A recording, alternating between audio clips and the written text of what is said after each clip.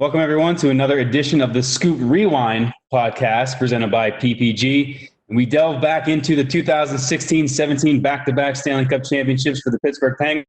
I'm joined, as always, by Paul Steigerwald, but special guest today is Rick Tocchet. First of all, Toc, thank you for joining us today.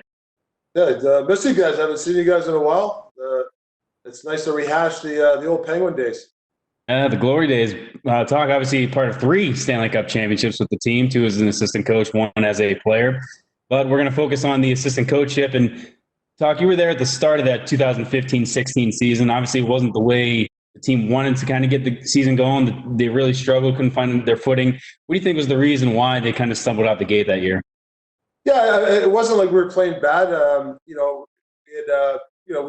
We had a new coaching staff. Mike Johnson, really enjoyed learning under him. Really nice guy.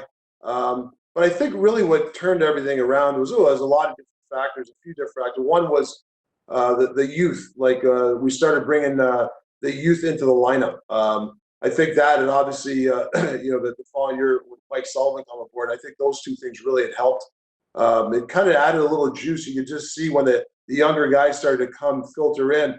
You could just see how Sid and Gino, it invigorated them. It was almost like, okay, now I got to teach these guys. These guys are going to work hard for us. Now I want to teach these guys how to win. So it was almost like a rebirth for some guys on the team.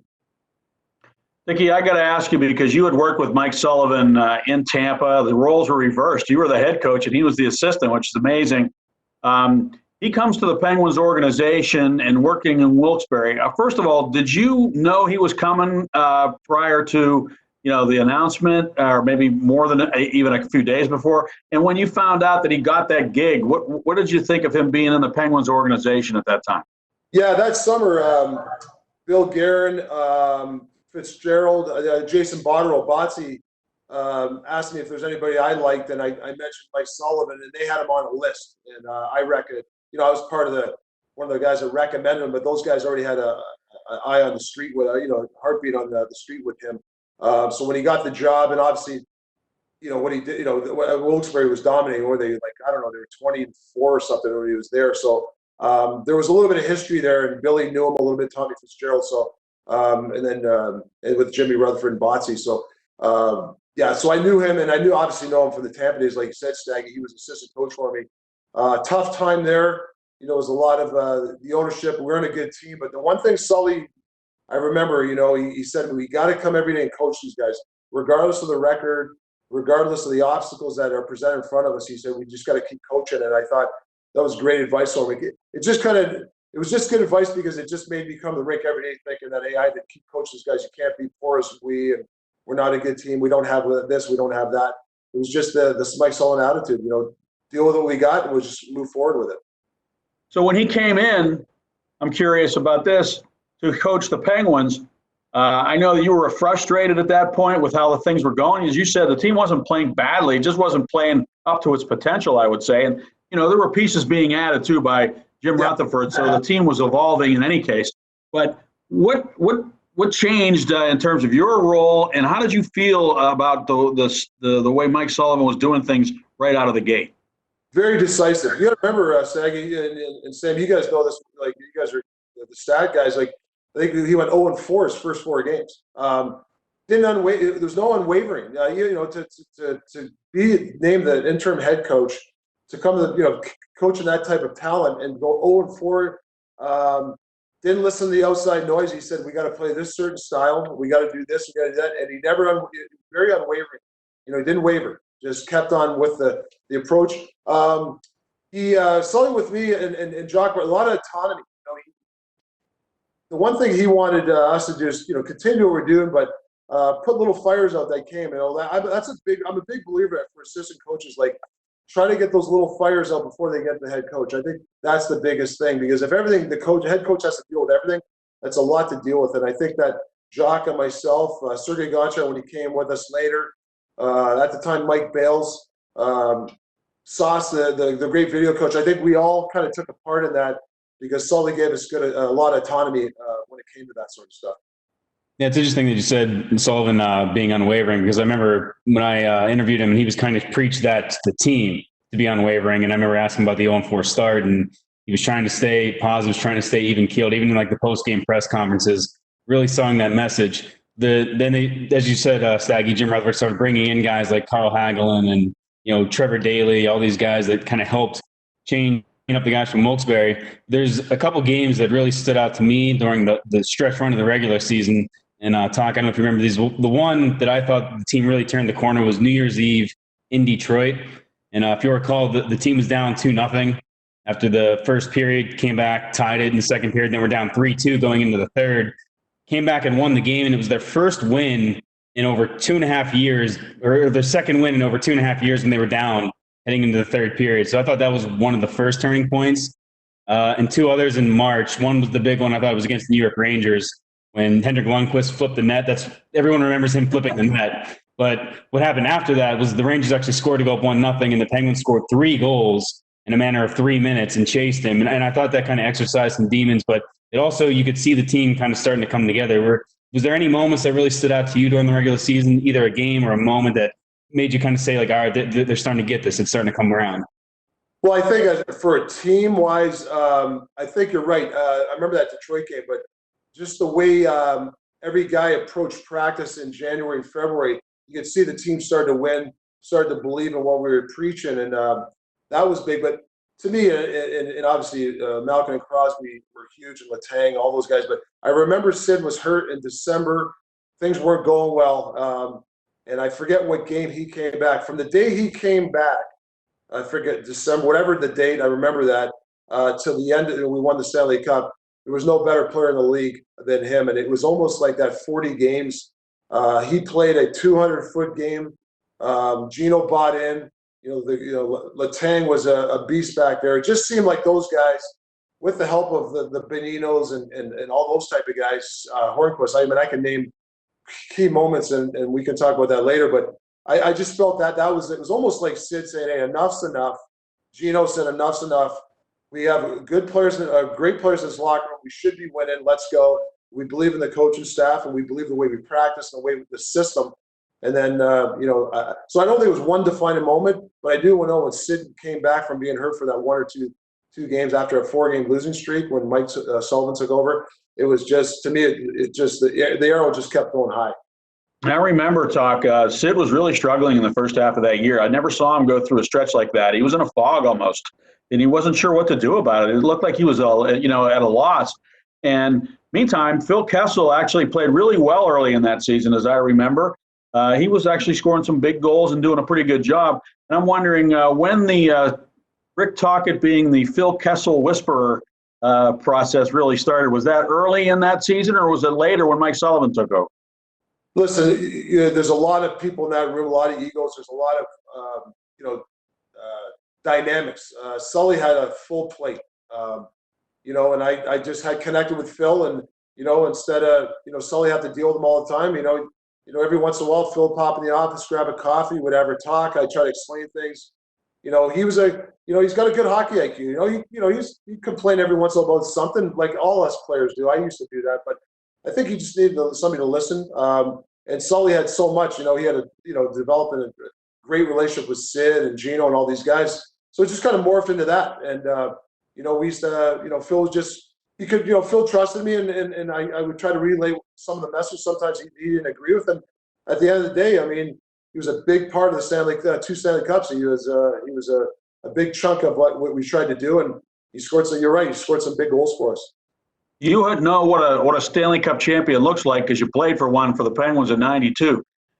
Did you feel something special was developing there as you headed towards the playoffs? I saw some really, as the season went on, and then there were some really crucial games in March and April, and I just saw, what I loved about our team, whether it was double overtime or whether it was the first period, we played the system consistently. I try to explain to players, our young players today in Arizona, just because of the moment, they still stuck with it. If there's a play there to the pocket, like a DD to pocket, just because it's double overtime, and the stakes are high, you can't be afraid to still stay with the stuff to make that play. Like a Chris Letang would still make a play when most people would just throw it off the glass. And if you can make those plays under pressure, man, it demoralizes the other team because now you have no fear. And you have to have no fear to win. And those guys had no fear when it came to winning. What I felt those 2 years, especially. You talk about the run that you went. The Penguins won 14 of their last 16 games. And really the last game was in Philly, which was kind of didn't really mean anything. So really they won 14 of the last 15. And heading into it, you talked about the injury to Sidney Crosby, but Evgeny Malkin got hurt in Columbus towards the end there. And that caused the coaching staff to kind of reconfigure the lines. And that's where the HBK, Hagelin, Bonino, Kessel line kind of came about. And I know Sully's talked a lot about trying to self-fill in that 3-line model, but that's where it kind of all really came together. What were the conversations like when you guys were putting that together, and how obviously we know how it played out, but what was kind of the decision-making to put those particular 3 guys together? Yeah, well, we felt the speed of Haggy to push the pace. Nick Bonino, the very calculated, would be on the right side of the puck. Great draw man, could make plays under pressure if he needed to be. Play safe if we needed him to. And then Phil was kind of the equalizer. You let Phil do what he does. Phil for large stretches. He might not be noticeable, and all of a sudden he gets that puck. It's either in the net or he makes a play. He's a big strike, big play type of guy. So if you look at the personalities of each guy, it just worked out perfect.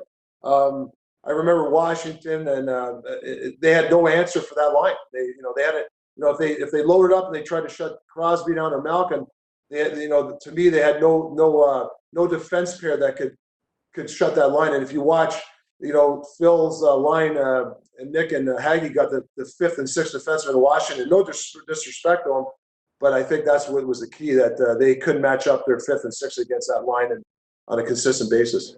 As I say, entering into the playoffs, though, you got the New York Rangers, and I know you weren't a part of the team that was up 3-1 then lost to the Rangers, but the Rangers did eliminate the Penguins in the previous 2 years.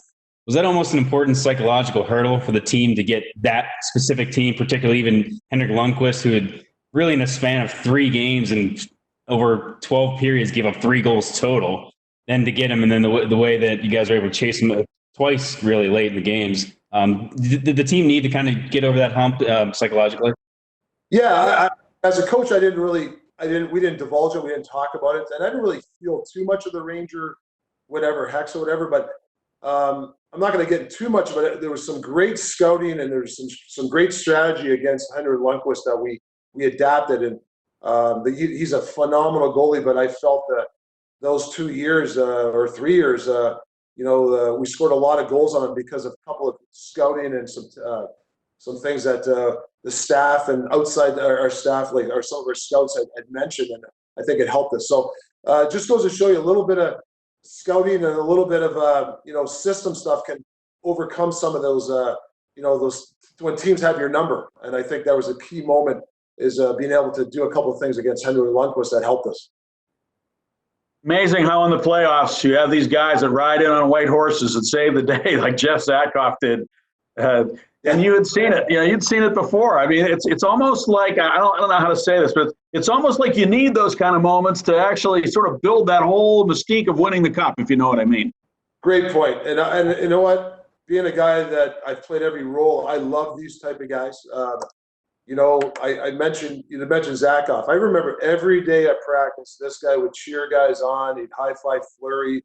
Murray, when he was there, he was the 3rd goalie. He was taking extra shots, and we need him. At that crucial moment, all the work that he did, and the guy had a smile on his face. The moment was huge, and I remember him coming with a coffee, smiling.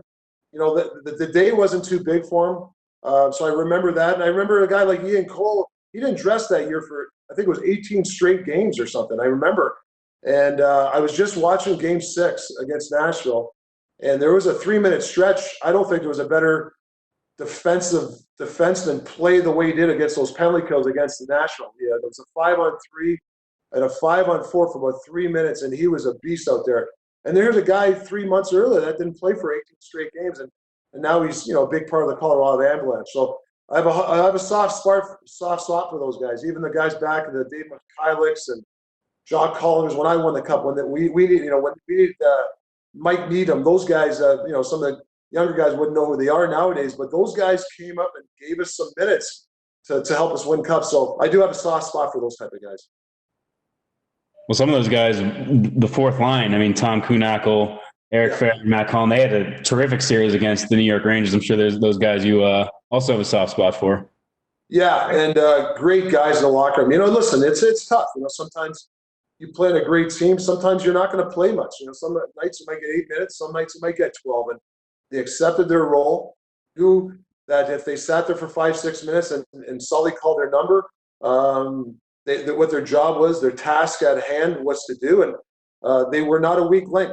They were a strong link, and you're only, the old link, they were a strong link for us. And I just remember those guys coming out, changing the momentum sometimes. There would be some times when teams would make a push. Those guys go out there and they'd gain territory with either a big goal or a big shift and got the fans going. And then Sid and Gino would clean it up. I feel like, it's getting a little ahead, but I remember watching the San Jose game, too, that went to overtime. And you had the fourth line out there with less than a minute to go in a tied game in the Stanley Cup final. And I know a lot of coaches preach rolling 4 lines and evening the minutes, but you guys actually practiced what you preached. How much of a luxury was it to be able to roll those 4 lines, especially once you got into a series like you did with Washington? Well, that's the confidence that Sully had in those guys. It's funny, Sam, you mentioned that, but I was watching game 16 against Nashville. Patrick Hornqvist, who scored the winning goal, didn't play a lot that game. But who did he have out the last minute? Patrick Hornqvist, Cully, and Kunitz, and Kunitz had to take a fourth line role. Remember, he started playing on the fourth line last 2-3 months of the year. And those guys were on the ice for us to win the game and also to savor the game when the game was on the line. So that just goes to show you the confidence when coaches have in players and players buy in. Yeah, Matt Cullen played a ton. I think he played like 17 minutes in that game. He was a beast. He was a beast in that game. He was, and I think I was mentioning this, there was about 6 minutes left. He won a battle in the corner where it could have been dangerous when Nashville had possession on us. And he won a battle, and he got the puck out very safely, and it allowed us to change. Crucial part of the game, and I remember those little plays. That was, of course, the next year. But, Sam, maybe we could just talk about the Washington Capitals series a little quicker here and just talk about, the role that Nick Bonino played in that series and the knack that he had for scoring big goals in overtime in his career, going all the way back to college. Yeah, Nick. First of all, Nick's a very underrated leader. I really enjoyed coaching that guy. Methodical.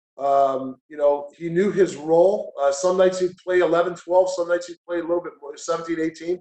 Sully used him as a jack of all trades. Sometimes you get in a power play, big penalty killing guy for it, blocked a lot of shots. But against Washington, like I said, he was the guy that they could not have an answer for because they were so worried about the big boys. Nick kind of slipped in there, did his thing, and did some damage. So that was something that Washington had no answer for. Nick was a big part of that. But I still remember Nick being a real good leader in the room, a very solid voice in our locker room. Did you get much of a thing where maybe did you feel any moments during any of these series in 16 where your experience as having won the cup or just being who you are might have made an impact on Sully, like a moment where maybe Sully came to you and said, "Man, I'm having a tough time with this or that. Can you help me out here?" That kind of thing. Well, I'll tell you what, as a player, I was in 2 finals with Flyers. I remember 1987, Game 7 against Edmonton.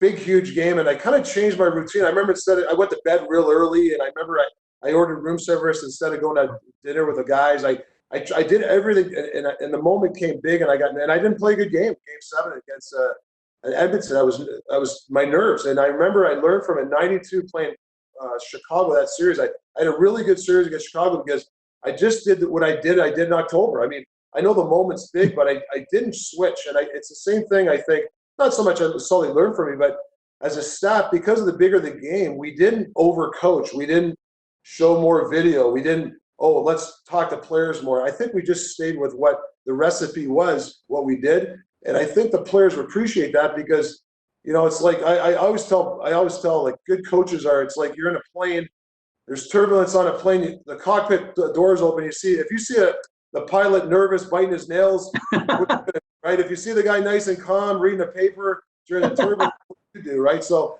that's the way you try to coach. And I think that's what Sully was really good at, trying to just be the same guy, whether if it's a turbulence or it's smooth, clear air going through the blue sky you know? Well, there's a lot of turbulence on a lot of flights that I remember. I was in the last seat of the plane, Talk. I didn't have the benefit of seeing that pilot sitting there with the newspaper. I was back there freaking out.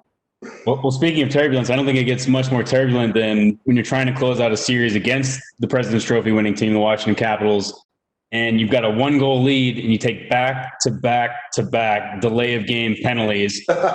So, I mean, I know you've never seen that before, but how crazy was that kind of on the bench? And then amazingly, the Penguins only give up 1 goal, so it forces an overtime. So, B, you spoke of the turbulence. What was kind of the message in the locker room from the coaching staff to the players after, because you're also up 3-0 in the game, and they tie it late to force overtime. So what was kind of the message in the room, and what was also the feeling like on the bench when that was all going down? Yeah, great question, because during that time when you're up 3-0 and all of a sudden it's like they're coming back, and then, you know, the penalty after penalty after penalty, didn't see a lot of panic. There wasn't a lot of, you know, what's going on here, stop flipping pucks out, yelling at each other. There was like, okay, I remember, I thought it was Jock or Sully grabbed the whiteboard. We were talking. I remember talking to a couple of players. Hey, this, make sure that we have fresh guys. We were all, not just the coaches were coaching, the players were coaching during that tough moment. And then when they tied it up and we went to overtime, we basically said, hey, we're not going to change just because you know what happened. I'm sure the fans are like, I'm sure the fans are in the crowd like, what just happened here? But we just stayed steady, and I think that's learning to win and learning to win under pressure. You talked about how good the Bonino line, the HBK line, was against Washington. So only fitting that it is Nick Bonino that scores the overtime winner that eliminates the Capitals. What was the feeling like on the bench when you got that goal to know that you're moving on and against, I mean, I don't want to, obviously the Penguins were the best team because they won the Stanley Cup, but Washington had to be number 2 in my opinion anyway. Yeah, huge rivals, a very heavy team. Washington. It was a tough to grab every inch. There was, you know, there was the Ovechkin Sid thing. There was a lot of storylines, but obviously when Nick scored that goal, just the relief, just all the hard work, and just, you know, the obstacles that game we had to go through to win that. And yeah, it's just it's a great feeling. But I got to tell you, after we were celebrating, but in our own way, but there was a business like to that team after we won. Even guys were taking a shower. It wasn't like, okay, you know, guys were getting something to eat. It wasn't a lot of still hugging. It was like, okay, day off tomorrow. What's going on? You know, it was more like, what's the schedule going up for the next few days? Guys were like, had business like attitude. Wasn't so much celebrating anymore. Yeah, and when it was all over, everybody heard all across town, Bonino, Bonino, Bonino, Bonino, Bonino. That's great stuff. What a fun time for the fans and the atmosphere, right? And then you got to go up against Tampa Bay. What I thought was interesting in that series, and I know Sam probably wants to get into some of the real details, but one of the things that stands out to me is Ben Bishop having to be carried off the ice on a stretcher, which is rare for a player to do. Like normally they'll do anything to prevent that from happening. But he went off on a stretcher. And what I remember, and I don't want to get too far ahead, but when the series was over, the voice of the Tampa Bay Lightning is a good friend of mine, Rick Peckham, and he said, you know, when we lost Bish, that was a real problem. And I'm thinking, really? Because I thought Vasilevsky was awesome in that series and made it actually extended it. You know, maybe even that's how good he was. But in any event, you know, everybody thinks the number 1 goalie goes out and it's going to be easy, but it wasn't easy, and it was a heck of a series. Yeah, it was a great series. Different than the Washington series. It wasn't as heavy. It was more of an adjustment. Tampa played a very fast game. They stretched their wingers a lot. Where Washington cycle team, hard net, go to the net, throw pucks net. Where this was a little more finesse. If you didn't have numbers, you know, they could score off the rush with numbers. We actually adjusted with halfway through the series. I thought we as players and coaches really did a great job adjusting to what they were doing, and I think it helped us win the series. And obviously, challenging that offside, the great Andy Saucier, you know, making that call. I mean, it might be a little bit different making those calls now because of getting a penalty, but still to make that call and give us, you know, disallow on that goal just gave us new life again. And I thought we really played well, dominated after that. Yeah, you won that game 5-2, game 6. That's probably where Vasilevsky, you know, had some issues in the series. But other than that, he was really good. But, you talked about adjustments. I always thought in that Tampa series that I thought they sat back a little bit. They almost, and you talked about stretching the ice, but also felt like they were looking to counter all the time. Like they were sitting back and letting the Penguins try to make mistakes. They're kind of like that approach as opposed to really attacking, sort of the way the Capitals do or whatever. So in that respect, I kind of felt like you guys outcoached their coach because he didn't change. He kept that pattern of trying to score off the rush based on turnovers, and you guys adjusted. Is that right, or am I? Yeah, no. Parts of it I do. I think they were trying to attack us. But the one thing with our team, we're very disciplined. I mean, we're a team that really, like, we're underrated defensively. We played as much as you want to say we have all these guys, the Crosby, Malkin, and Letangs. We were a very good defensively system team. And I think we didn't give Tampa a lot of room. And I think that's why Tampa sat back. They were scared of our counterattack. I'm not sure, but I do know that we had numbers. Anytime they had some of their great players have the pucks, there was support everywhere. And the one good thing about that team we did well is that we anticipated very well off our system. Everybody knew where to go once we had the puck, and I think that was a big key too. You mentioned the turbulence of the series. So it's 2-2 after 4 games. The team goes back to Marc-Andre Fleury for Game 5. Gives kind of a little spark early, but then you end up falling in overtime. Goes back to Matt Murray in Game 6. And not to say things were a little shaky, but obviously the confidence was a little bit down. So the opening 2 minutes, they do get the goal that puts Tampa up 1-0. And I remember just the crowd, how intense they were, how loud they were. And in that little video room, Andy's with all his cameras, and he called you, correct? Like he called you to say we should challenge this? Yes. So can you walk us through kind of how that all came about? Well, yeah, it was a crucial part because the crowd they were kind of dictating a little bit of the play, and I remember Sash yelling in my ear, "Hey, listen, you got to challenge it." And and Sully's very calm, and I got to give Sully a little credit. And I just looked at Sully and said, "Let's challenge it." Sauce thinks it's offside, and he called the ref over very calmly. And when Sauce made the call, we won the call. I'm pretty sure from then on we were the better team. So it was just that instance. It's almost like a little bit of a wake-up call, for our team. And then I thought we dominated after that.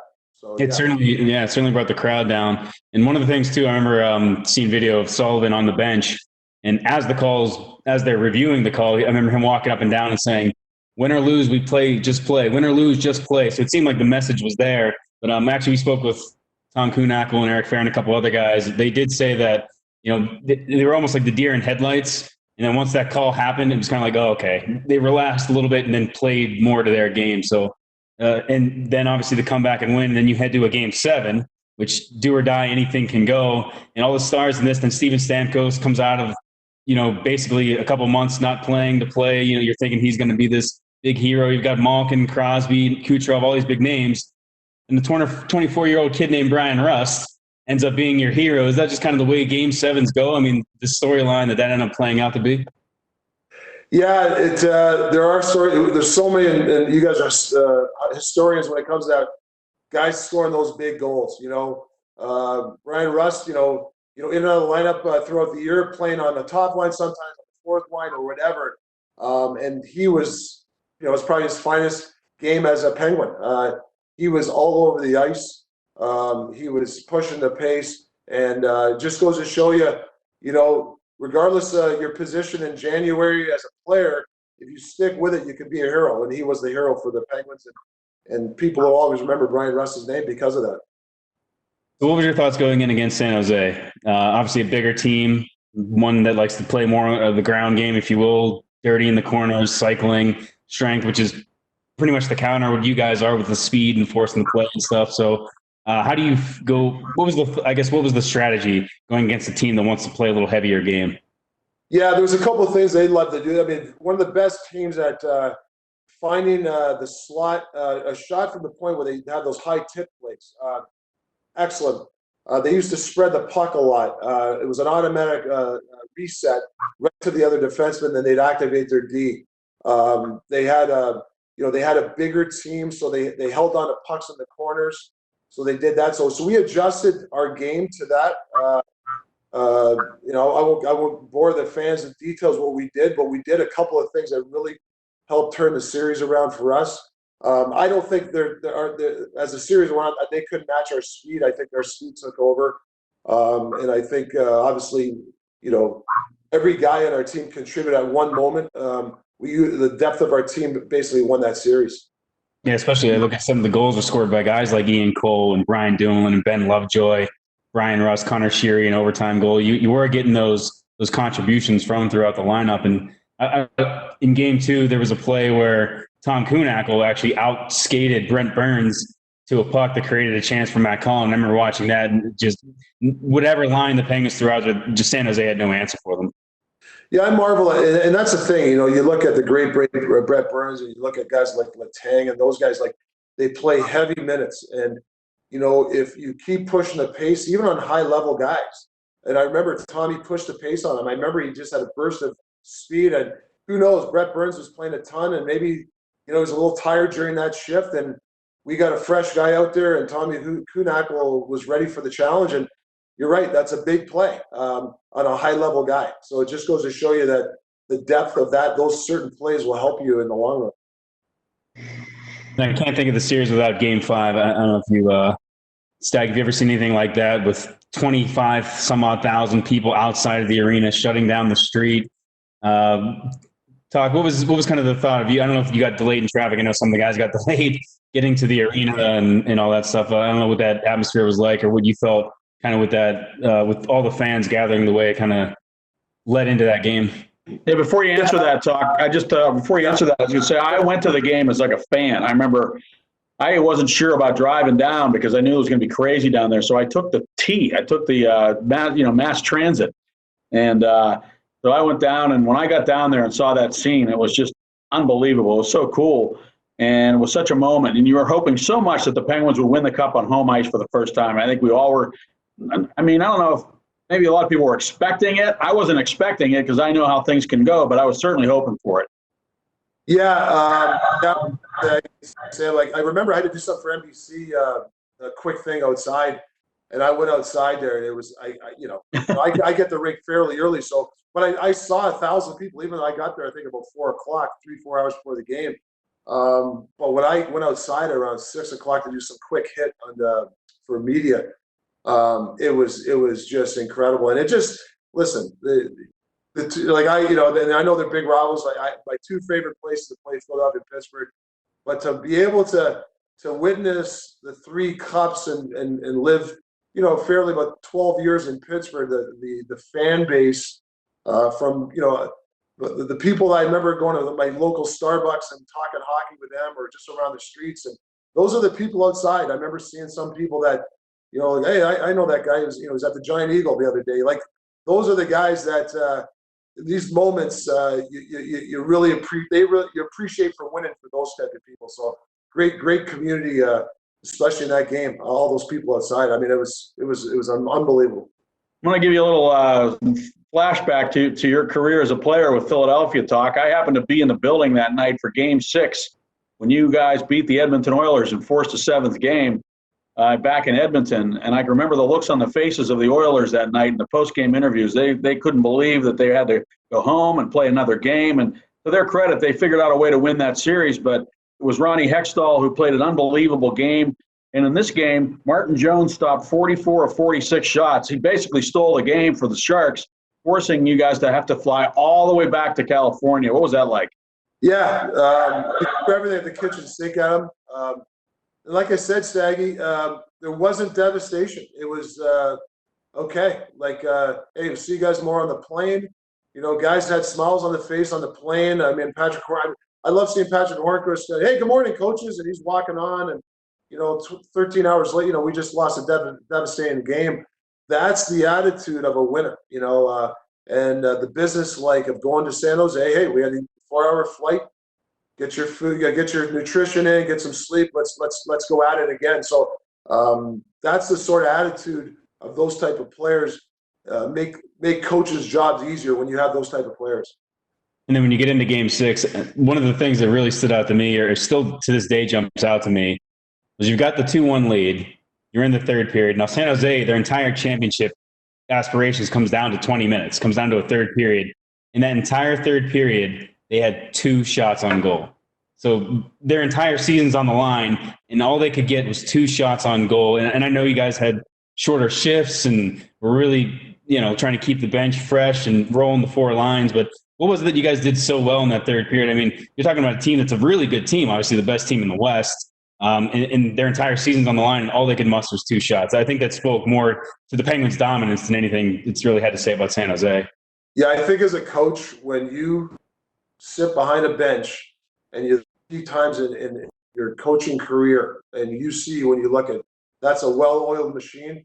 That period, when you asked Mike Sullivan, it was probably the easiest way to coach. And I was an assistant coach, so obviously the pressure was more on Mike with the lines and stuff. But to see, it was almost like, I want to say it was easy, but it was just almost, okay, calling a lineup, you were never concerned about anything because the way the guys were playing. I mean, we reloaded, and the support, the short shifts, the system, the great plays when needed to be. That 20 minutes was the best I've seen the team ever play system-wise, and nobody was bigger than the team during those 20 minutes. I have a picture that I took off of I think it was off a screen of when Sid and Letang came together after that goal was scored, the clinching goal by Chris Letang, and the looks on their faces of intensity. And it's just a special photograph. I don't know if you want to know the one I'm talking about, but you could just see how psyched they were to get that goal, and that they kind of knew what that really represented at that moment. Yeah, it's a moment, Staggy, that lives in your mind, because when if you look at those photos and you look at when a player sees that the euphoria of winning, or that goal, or that chance to win, it's all the shots, the practice of staying out for practice. It's all the arguments that coaches and players have this season. It's all the arguments players have. It's guys fighting in practice. It's you have to go through these things to get to those moments. And that's the lesson you try to tell players that never won it. You have to go through those things. And I think that's what Sid and Chris, when they looked at each other in that moment, it's like all that hard work has paid off to this. We speak of moments, whenever Hornquist, and you pointed him out a couple of times, when he gets the empty netter, there's still a minute or so left to play. Is there, on the bench, are you exhaling at that point? Or are you even more tense because you still have a full minute to play, despite how much of a well-oiled machine it was? But what was the final minute like on the bench coaching? And then when it came to an end, what was the feeling on the bench there, if you can even describe it? Sam, I don't think the Nashville, when we scored, when Haggy scored with 11 seconds left, we still were on the bench. Hey, hang on a second. I don't think you ever relax.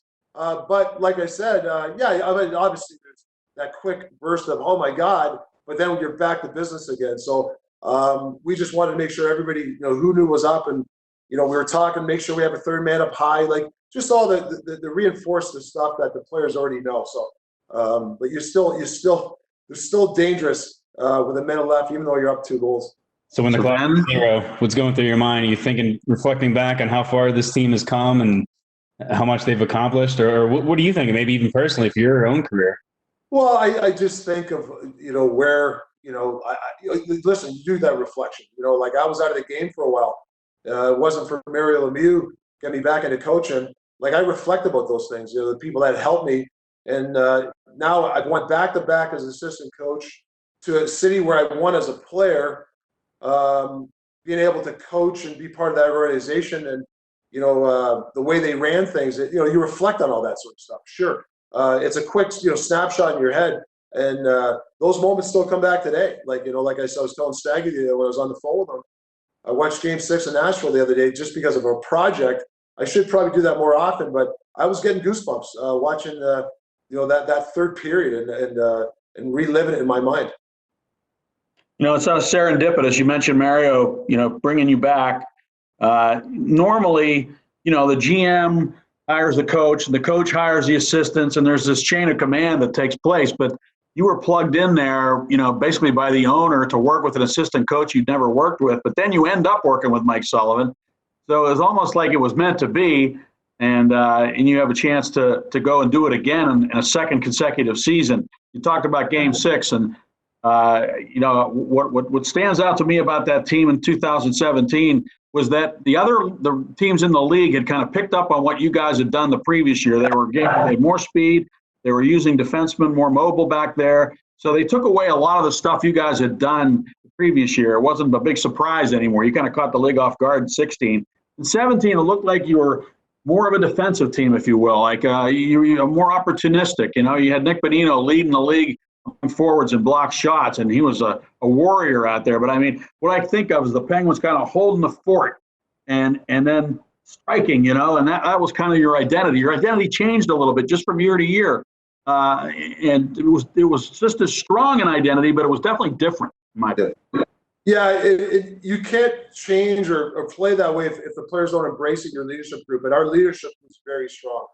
They enjoyed playing that suffocating style. I mean, our defense, we had a lot of injuries, and we had some guys that came from nowhere. Justin Schultz came from Edmonton, and he wasn't even playing. Ian Cole was a seventh defenseman in St. Louis. Only amount of young player. There was injuries to Letang, and you go down the list of guys. Ron Hainsey, we acquired him. So the defensemen played a certain style, and I'm watching these guys play, and it's like, man, these guys could defend. You might take them individually and say, yeah, he's a good defenseman, but the way they played together, I thought they played as well as you can as a group. And Sid and Gino and Bonino and Cullen. Go down the list. Phil Kessel, I was watching him in Game 6. I mean, he was back checking more than I've ever seen him check. So there's times there you just watch the way guys embrace the way we play. We didn't have to sell them on it. They sold us on it because that's the way they wanted to play. I remember talking to Justin Schultz. You mentioned Schultz. I remember talking to him after winning in Nashville and asking, I said, which one felt better? And he said the 17 one, because 16 felt like they just kind of blew through everybody. But 17 was such a grind, and they really had to dig deep and just find that extra gear. And as you said, Talk, they did it all without Crystal Tang too. In that 17, they lost Nick Bonino halfway through. I mean, there was some hard injuries that really hit this team, and yet somehow, some way, they still managed to get the job done. Yeah, I don't know if people understand. On an off day or even a game day, mostly off day, they'll have two rooms. They'll have a meal room, and beside they'll have this big ballroom, and they'll have all the medical staff. They have massage guys, they got chiropractic, so it's obviously maintenance on your body. So I remember I'd be I'd go for the executive workout. I'd go to get a meal, and I remember I peeked in that room and I'd look at Patrick Hornquist with 8 bags of ice on him, or somebody working on Gino's back, or Matt Cullen getting worked on. Just you could see they had the playoff beards, and just you could see the stress of your body being put in these hard moments, and how these guys would, it's almost like, it's like recharging your battery. The medical staff was great, and then get it back out there. There's a lot of bumps and bruises to win this cup, and those guys, a lot of guys overcame a lot of different bumps and bruises to win. Tell me that story, Talk, about when you went in and you kind of try to keep things loose. I think it was Game 7 of the Washington series. Before the game. Tell that story. That's a great story. Well, yeah, it's Game 7, and it's an hour and a half before the game, and guys are up in the MCI Center, I guess. We're watching. It's Game 7 Washington. And guys were doing sticks. So it was kind of, it wasn't quiet, but guys, it's a little bit of seriousness. And Phil Kessel had the big beard, and he's walking out there, the way Phil does, and guys are stretching. Phil's not stretching. He's got a coffee in his hand, and he looks at me, and there's a chin-up bar right in the middle of the hallway there, and he goes, I bet you can't do 10 chin-ups. I go, I bet you I can do 15. He goes, how much? Phil goes, I bet you 100. I said, make it 300. And I had a suit on. So I remember he called all the guys over. So about 10 or 15 guys come over, and they go, hey, watch this. Talk thinks he's an old goat. He can't play anymore. He's the typical Phil, giving it to me. And I just jumped up there, and I remember just doing 15, 16, and all the guys were cheering. And just like Phil, he put his coffee down, went in the other room, come out, gave me $300. I put in my pocket, and this is the best. I go back in the coach's room, and Sully goes, "Where'd you go?" I said, "I'd stay $300." And I told the coaches the story. They all laughed. I mean, that's the sort of stuff that you got to do. Like, it's a big moment, but that's where Phil knew that he wanted to loosen the guys up and kind of rib me at the same time. What a game that was. Flower, unbelievable, that series. It took so many different guys. I mean, it was once again a total team effort, both goalies, amazing what Flower did in that series and how he closed it out to win that series as well. Yeah, so I would say the 30-something, whatever, how many years I've been in the NHL as a coach or a player, my favorite guy to coach, unfortunately I didn't be able to play with it, and obviously I'm not a goalie coach, but just to be part of it, is Marc-Andre Fleury. And not a better human being. That first period, he was superhuman. We came after the first. I mean, it could have been 3-0, and it was almost like we all walked in. It's like nobody even got mad. It was just like we just looked at Fleury, what he did. And if you remember, from after the first period on, we were the better. We dominated after that, and Flower just basically put it upon his shoulder to keep us in the game. And what a performance by the Flower. I feel like the two biggest things that stand out in my mind when I think of the 17 run are Marc-Andre Fleury coming in game one when Matt Murray gets injured, really in warmups. I mean, he goes out for warmups, gets hurt, and next thing you know, Fleury's starting game one against Columbus. And I remember all of us in the press box like, what's going on? but against Columbus, I mean, he was seeing 30, 40 sometimes shots in that series, does it again against Washington. And then, of course, against Ottawa, everyone remembers the Game 7 double overtime with Chris Kunitz, who hadn't scored, I think, since February. And he scores in the first period of that Game 7. Then he ends it with the double overtime goal. What was the feeling on the bench during that entire Game 7? Because, again, it's another do-or-die situation. But once you get to overtime, it doesn't matter how much better you could be playing than the other team. One bad bounce, one unlucky thing goes against you, you could lose this whole series. Yeah, I thought that game we were the better team again. We just couldn't score, and it was we stuck with it. And it just goes to show you, like a guy like Chris Kunitz, who for years been on a top line, had to take a fourth line role, something playing 8, sometimes 10 minutes a night. And I remember Sully put him with Sid. He felt that, hey, I'm going to give Sid some juice here with Kunitz had some legs, and lo and behold, that's a huge goal. I mean, hey, listen, I don't care how better you play some games. Sometimes you lose a game. Like I remember in '93, when we lost to the Islanders, we were all over Game 7, but the Islanders found a way to win. It's no different than Ottawa. A goal here or there, they could have moved on.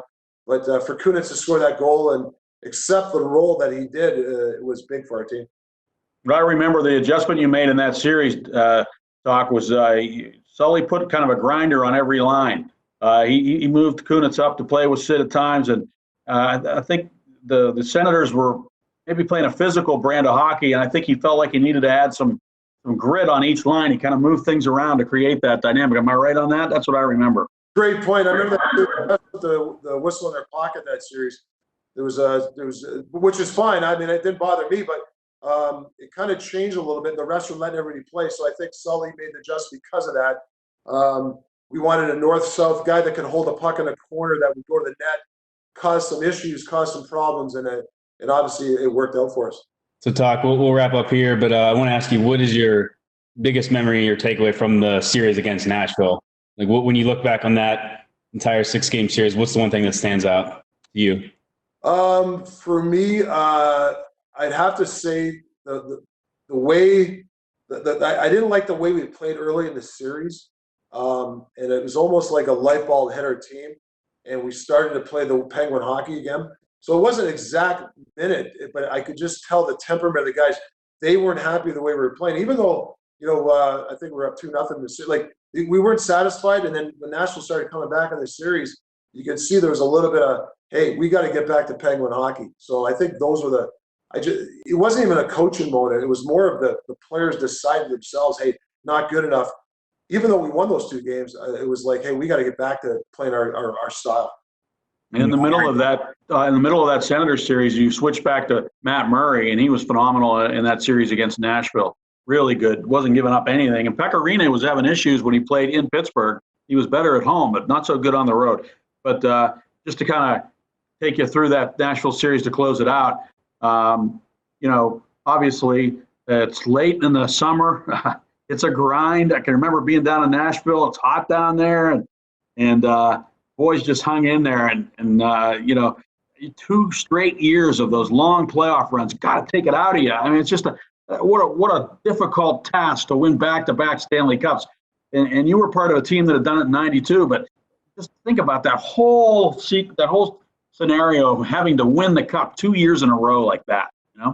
Yeah, well, it's over 2 months of doing the same thing. It's travel, it's game days, it's recovery, the mental. Like, people think about physical part, the mental toughness on these guys. That's what it's all about. I'm a big mental toughness guy, more than ever. Being able to just stick with what you're doing. Like, I if you look at all the dynasties, all the great players. If you ever ask them, the Kobe Bryants, the Tom Brady's, all these guys, the great Steeler teams, they did under pressure. They always did the same thing. They never wavered, and that's hard to do because it's easy to get in your mind, hey man, I can't wait for the summer, and distractions get in your head.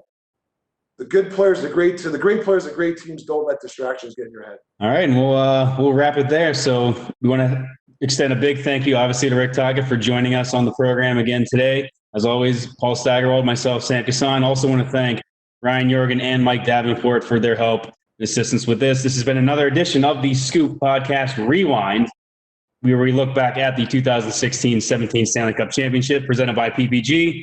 As again, for the company again, we'll catch you next time.